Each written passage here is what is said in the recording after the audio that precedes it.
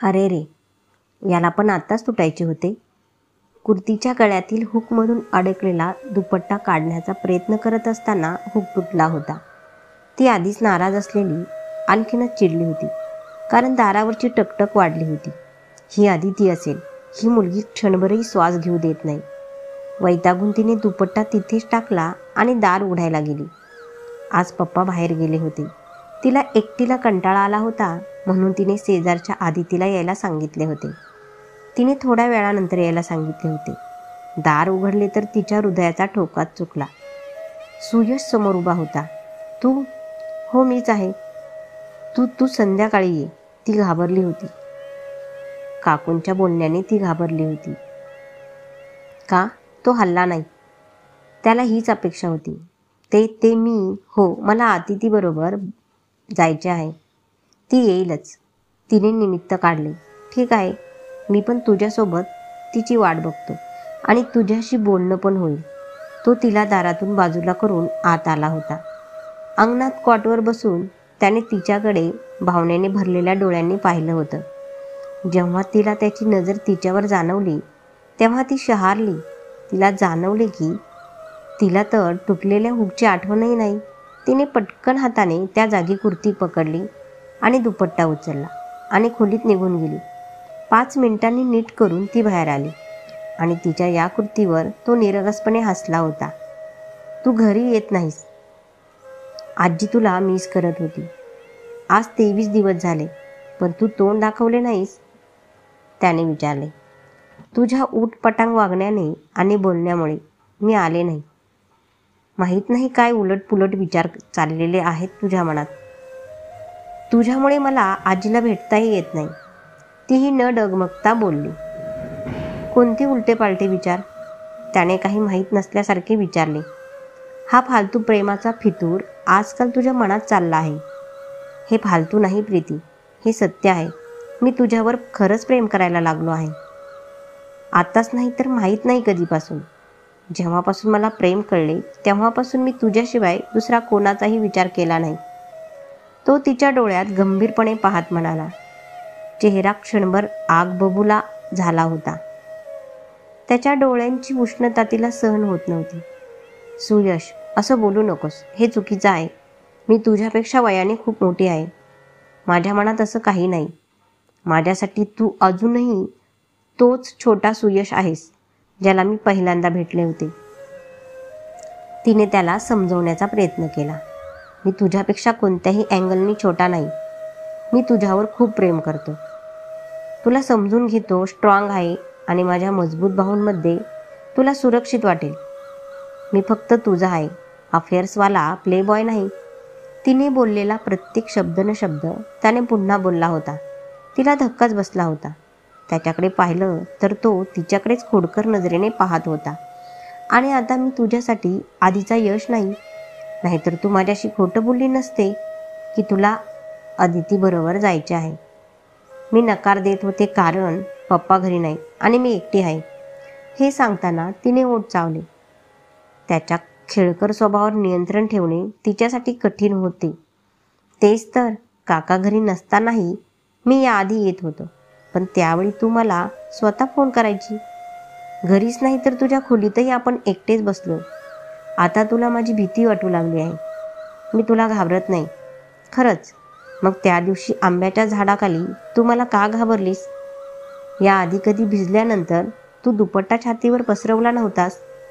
जणू तो ती संपूर्ण घटना त्याच्या डोळ्यांच्या कॅमेऱ्यात कैद करून बसला होता. प्रीतीला खरंच लाज वाटू लागली होती.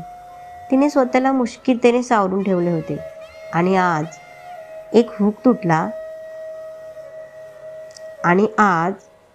एक हुक तर तुटला होता.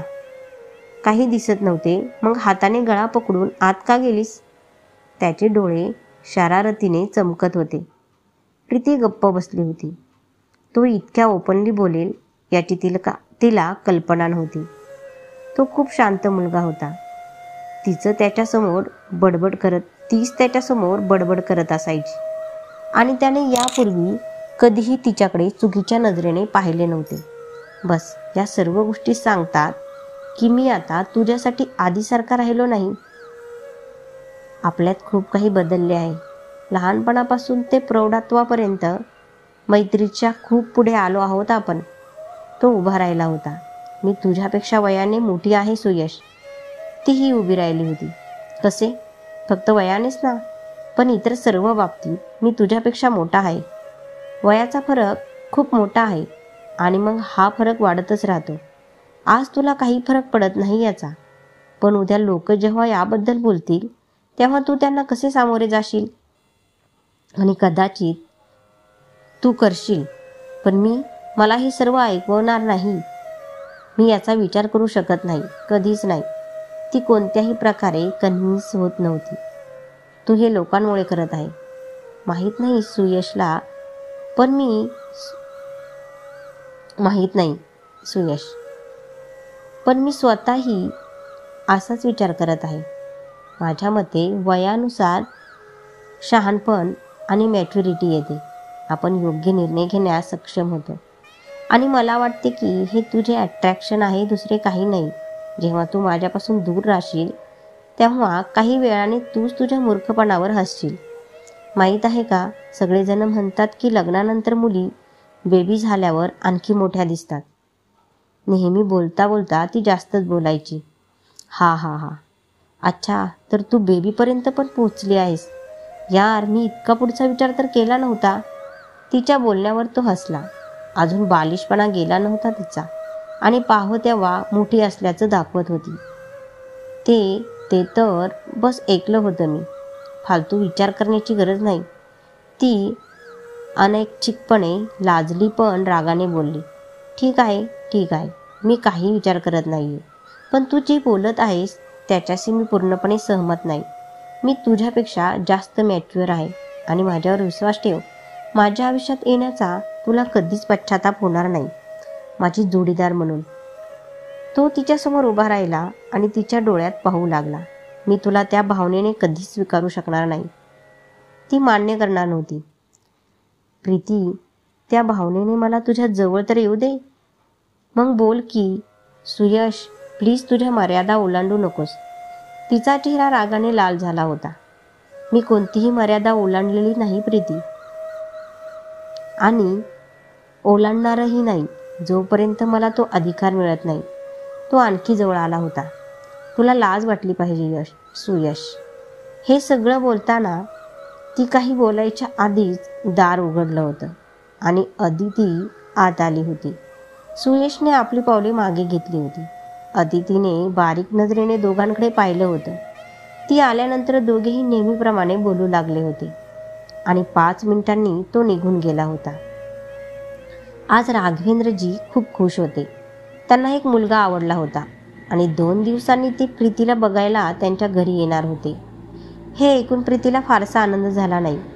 तिला राघवेंद्रजींना सोडून जायचेच नव्हते. ती गेल्यानंतर ते पूर्णपणे एकटे पडणार होते. सुयशलाही याची माहिती मिळू शकली नाही, कारण तो UPSCची मुख्य परीक्षेला बसण्यासाठी गावातून गेला होता. ते ठरलेल्या वेळी पोहोचले होते. अमरला प्रीती आवडली होती. तशीही तिच्यात अशी कोणती कमी नव्हतीच. ती खूप सुंदर मुलगी होती. तिचा रंग थोडा गव्हाळ होता. अमर देखील सावळ्या रंगाचा मध्यम उंचीचा मुलगा होता. वडिलांसोबत रेडीमेड कपड्यांच्या व्यवसायात होता. घरात आई, बाबा आणि ते 2 भाऊ होते. लग्न झालेली एक बहीण होती. प्रीतीला आणि अमरला गच्चीवर एकटे बोलायला पाठवले होते. तुला मी आवडलो ना? फॉर्मल हाय हॅलो झाल्यावर अमरने तिला विचारले होते. हो, मला तू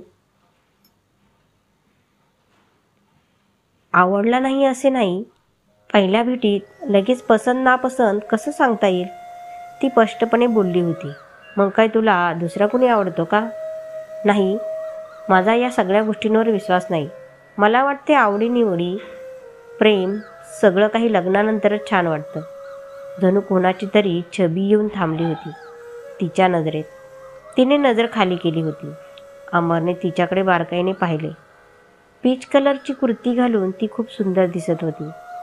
तिची सुंदर फिगर तिला अजूनच आकर्षक बनवत होती.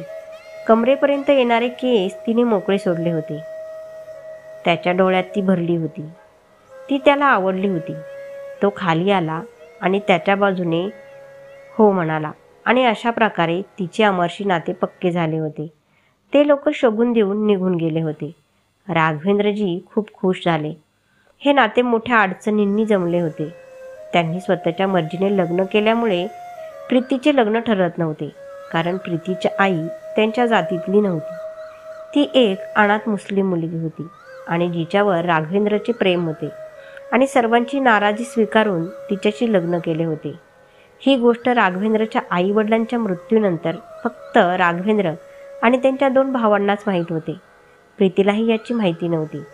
हे प्रकरण कुठे ना कुठे येत होते की कोणाचीही इच्छा नसताना त्यांनी तिच्या आईशी लग्न केले होते.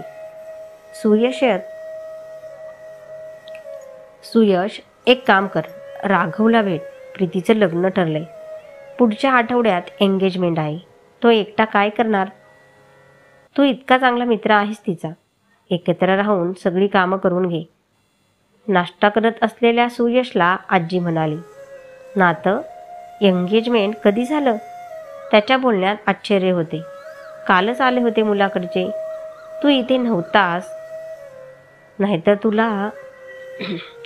तू इथे नव्हतास तर तुला कसं माहीत होणार? कालच सगळं ठरलं होतं. त्यांनी शगुन दिलाय. चल आता लवकर नाश्ता कर आणि लवकर जा, आजी उठत म्हणाल्या. त्याच्या आत काहीतरी होत होतं. असे काही घडेल याची कल्पनाही त्याने केली नव्हती. प्रीती तर लहानपणापासूनच त्याची होती. ती इतर कोणाशी लग्न कसे करू शकते? तिच्याशिवाय तो कसा जगणार? त्याची सकाळ संध्याकाळ प्रीतीपासूनच होत होती. प्रीतीशिवाय त्याच्या अस्तित्वाची कल्पनाही त्याला करता येत नव्हती. आजी आणि प्रीतीशिवाय त्याच्या जगात कोणीच नव्हते. लहानपणापासून आजपर्यंत तो प्रेमासाठी आसुसलेला होता. बापाने तर कधी नजर वर करून पण पाहिले नव्हते. त्यांच्यापेक्षा जास्त प्रेम, आपुलकी त्याला राघवेंद्रकडून मिळाली होती. आता तो त्याचे प्रेम त्याच्यापासून दूर कसे जाऊ देणार? त्याने ठरवले होते, राघवेंद्रला भेटून त्यांच्याकडून प्रीतीला मागायचे. काही का असेना, तो त्यांना राजी करेल. तो पटकन घरातून बाहेर पडला आणि प्रीतीच्या घरी गेला. त्याने दार ठोठावले आणि दार उघडले तर समोर तीच शत्रूसारखी उभी होती. नेव्ही ब्लू कलरचा कॉपर गोल्डन एम्ब्रॉयडरी सूट घातलेला. ती खूप सुंदर दिसत होती. त्याला पाहून ती खुलली आणि त्याला आत घेऊन आली. सुयश, तू कुठे होतास? तुला माहीत आहे का मी तुला किती मिस केले? खूप दिवसांनी ती जुन्या रंगात आली होती. का? त्याने तिच्या खुललेल्या चेहऱ्याकडे न पाहताच विचारले. अरे, माझी एंगेजमेंट पक्की झाली आहे. पुढच्या रविवारी आहे आणि मी खूप कन्फ्यूज आहे. मी कोणता ड्रेस घालू? मी कोणता रंग घालू? मला समजत नाही आहे. सुयश, तू सांग ना मला. माझी तर कुणी फ्रेंडही नाही इथं. सगळे आपापल्या सासरच्या घरी व्यस्त आहेत. ती तिच्याच सुरात बोलत होती. तुला तो मुलगा आवडला का प्रीती? त्याने आपल्या भावना सावरत विचारले. अमर, हो, पप्पांना आवडला आणि मला पण. ती हलकेच हसली. तो माझ्यापेक्षा तुझ्यावर जास्त प्रेम करू शकेल का प्रीती? तो खूप हिरमुसला होता. अरे, पुन्हा नाही सुयश, आता बास कर, ती बोलली. आणि सुयशच्या आत काहीतरी तुटलं. ती त्याला फक्त मित्र मानत होती. त्या पलीकडे ती कधी गेलीच नाही. पण त्याच्या मनाने माहीत नाही किती स्वप्ने सजवली होती. तो तिला दुसऱ्याची होताना कसे पाहिल? त्याच्यासाठी ती काय होती हे अजून तिला कळलेच नव्हते. पण तो तिला सोडू शकत नव्हता आणि ती त्या मुलाला अजून फक्त एकदाच तर भेटली होती. तिने फक्त त्याला पसंतच तर केले होते. उलट तो तिच्यासोबत कायम होता. तिच्याशिवाय जगण्याचा विचार जीव घेणा होता. नाही, तो असे होऊ देणार नाही. तो राघवेंद्र यांच्याशी बोलण्यासाठी आला होता आणि तो बोलणार होता. काका कुठे आहेत? त्याने उभे राहून विचारले. पप्पा तर बाहेर गेले आहेत. काही काम होतं का त्यांच्याकडे? मला सांग, मी सांगेन त्यांना. तीही उभी राहिली. मला आपल्याबद्दल काकांशी बोलायचं आहे प्रीती. अजून काही बिघडलं नाही आहे. काका मान्य करतील. तू पप्पांशी बोलणार? नाही, पप्पांशी काही बोलायचे नाही, समजले? तिला राग आला होता. प्रीती, प्लीज समजून घे. तू त्या मुलाला ओळखतेस तरी किती? मी तुला नेहमी आनंदी ठेवेन प्रीती. लग्न म्हणजे मैत्री नाही सुयश, ज्यात खाल्लं पिल्लं, हसलो आणि जीवन जगलो. यापेक्षाही पुढे बरंच काही असतंय. तू माझ्यापेक्षा लहान आहेस आणि मला माहिती आहे लग्न म्हणजे काय. ओ हो, तुला असं तर वाटत नाही की मी तुला फिजिकली सॅटिस्फाईड नाही करू शकत. शटअप यश, ती ओरडली. मग थोडं शांत होऊन म्हणाली, सुयश, आता पुरे झाले. आता तू जा आणि पप्पांशी बोलू नकोस. मी बोलणार प्रीती, नक्कीच बोलणार. तोही जिद्दीने बोलला. काय वाटतंय तुला, मी मरावे का? प्रीती, काय बोलतेस तू? तो वेदनेने बोलत होता. जर तू पप्पांशी याविषयी बोलला सुयश, तर तुझी शपथ मी माझा जीव देईन. आणि तुला माहीत आहे, मी खोटं बोलत नाही. ती त्याच्या डोळ्यात बघत कठोर स्वरात म्हणाली. असा विचार कधी केला होता त्याने? ती त्याचे प्रेम, त्याचे जीवन होती. ती त्याच्या आयुष्यात येण्यापेक्षा मरण पसंत करेल का? मला तू दिलेली शिक्षा मान्य आहे प्रीती. जर तुला हेच हवे असेल तर हेच बरोबर. तो विचलित होऊन निघून गेला. लग्नाच्या आधी असं भेटणं मला आवडणार नाही अमर, प्रीती म्हणाली. प्रीतीची एंगेजमेंट अमरशी झाली होती. ती खुश होती. ती फक्त अमरला भेटत नव्हती, पण फोनवर बोलायची. अमरने कधी तिला भेटायला बोलावले तर कधी ती बहाणा करायची तर कधी नकार द्यायची. आज अमिताचं लग्न होतं आणि सगळ्यांच्या नजरा टाळून अमरने तिला टेरेसवर भेटायला बोलावलं होतं. सुयश पण लग्नाला आला होता, पण त्याला प्रीतीसमोर यायचे नव्हते. म्हणूनच सगळ्यांपासून अलिप्त होऊन तो वर टेरेसवर आला होता आणि टाकीच्या मागच्या बाजूला टिकून प्रीतीचाच विचार करत होता. राघवेंद्रनसोबत तिच्या एंगेजमेंटची सर्व व्यवस्था त्याने केली होती. त्याने प्रत्येक कामात सर्वतोपरी प्रयत्न केले होते, पण तिच्यासमोर न जाण्याचा नेहमीच प्रयत्न केला होता, कारण तिला पाहून त्याच्या मनातील वेदना वाढायच्या. त्या दिवसांनंतर आज जेव्हा त्याने तिला पाहिले तेव्हा स्वतःला वाचवण्यासाठी तो वर आला होता. प्रीतीचा आवाज आला तेव्हा तो तिचाच विचार करत होता. हो, मला माहीत आहे तू खूप लाजाळू आहेस, तो हसत म्हणाला. नाही, मी लाजाळू नाही. मला फक्त हे आवडत नाही, लग्नाआधी असं भेटणं, प्रीती म्हणाली. आता भेटलोय तर काहीतरी बोलूया. हे काय घेऊन बसली? अमर तिचा हात धरत म्हणाला. अमर, सोड ना, हे काय करतोयस? प्रीतीच्या आवाजाने सुयशने तिकडे पाहिले. अमरने तिला मागून मिठी मारली होती आणि त्याचे हात प्रीतीच्या पोटावर होते, जे ती आपल्या हातांनी काढण्याचा प्रयत्न करत होती.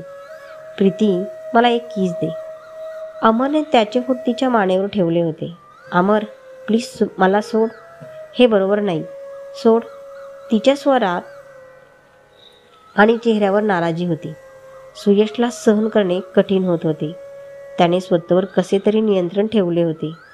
यात काय चूक आहे? आपली एंगेजमेंट झाली आहे, लग्न 1 महिन्यात होणार आहे, मग काय चूक आहे? मला किस दे बेबी.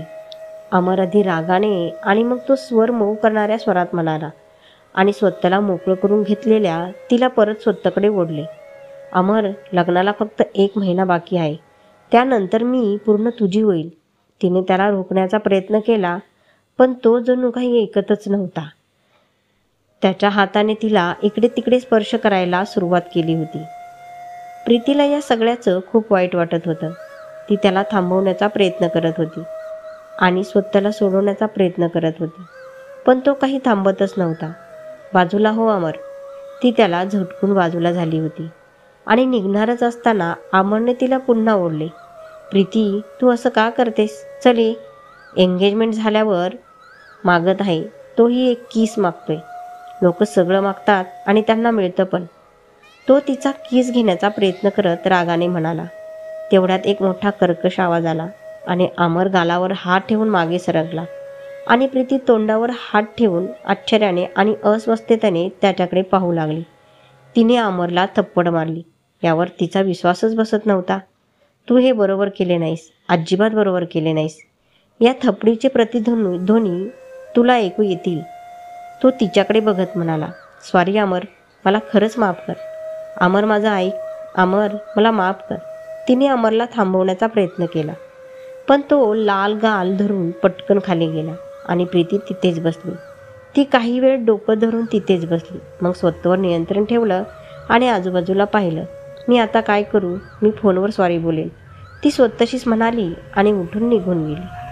सुयशने सुटकेचा निश्वास टाकला. भाग 5 मध्ये वाचा. भूतकाळातून परतल्यानंतर सुयशने प्रीतीला त्याचे कपडे घालून आरामात झोपलेले पाहिले होते आणि जेव्हा ती झोपेतून उठली तेव्हा सुयशच्या रोमॅन्टिक स्टाईलने तिचे भान कसे उडवले. वयातील फरकामुळे त्रस्त असलेली प्रीती सुयशला पतीचा दर्जा देऊ शकेल का? धन्यवाद.